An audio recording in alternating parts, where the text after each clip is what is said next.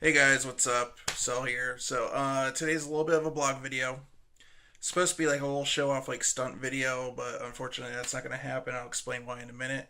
But this is sort of like a thank you video to AMD. I was part of the AMD VLAN back on the 28th of last month, I believe is when it took place. And so I was like one of the winners of one of these little guys right here. This is the little teeny tiny quadcopter they sent us.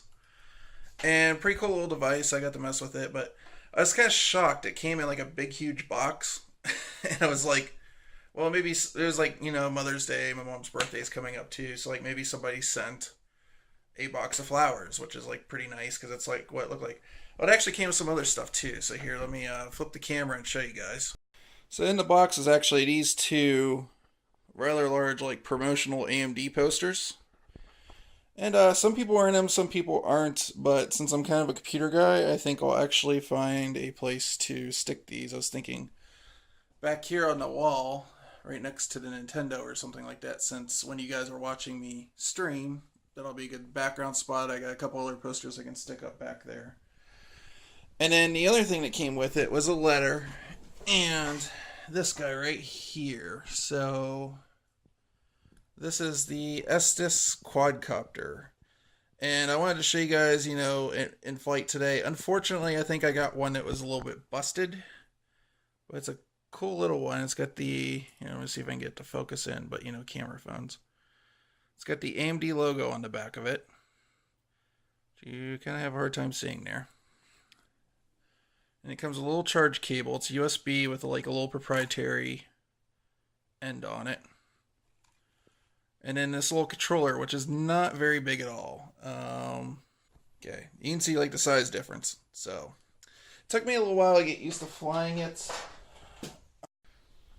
Unfortunately, there were some issues with it.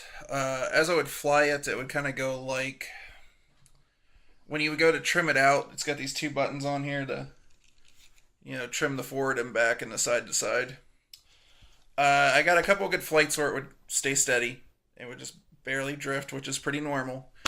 But after about, I'd say 10 flights in, it started going like this, on its own. You could not trim it out. I actually, even despite that, got pretty good at stabilizing it and getting it in the air and whatnot.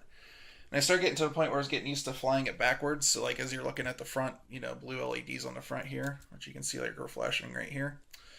I was getting used to, like, flying it from this angle, so everything's, like, reversed. And unfortunately, what happened is one of the rotors. Yeah, so it's a pretty good little control scheme for this thing, and I don't know why the stabilization keeps on kicking on this. It's not going anywhere. Um, it's got low resistance on the throttle and everything, but you can see what's going on here. As I throttle it up, this one rotor is not moving. I can go all the way I want, and it'll start picking up the back end, but it's not working at all.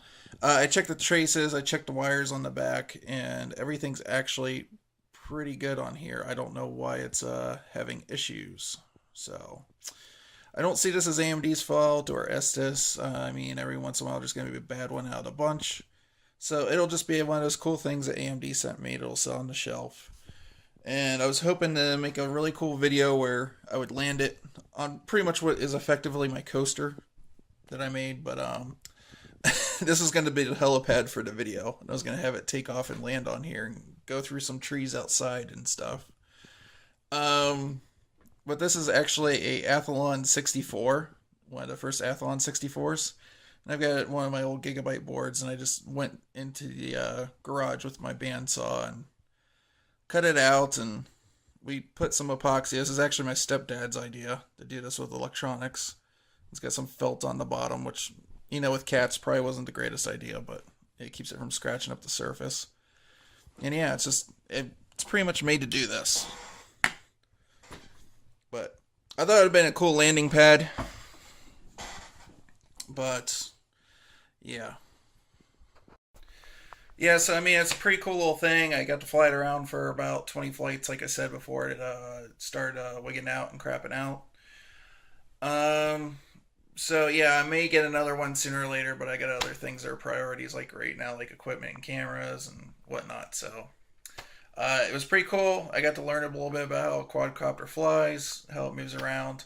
I wouldn't say it's not worth getting. It seems like from most reviews on Amazon and stuff, it's a pretty solid little thing. A lot of people say they wreck it like tons. When I did wreck it a couple of times, I wrecked it from pretty high, and it seemingly didn't seem to screw anything up.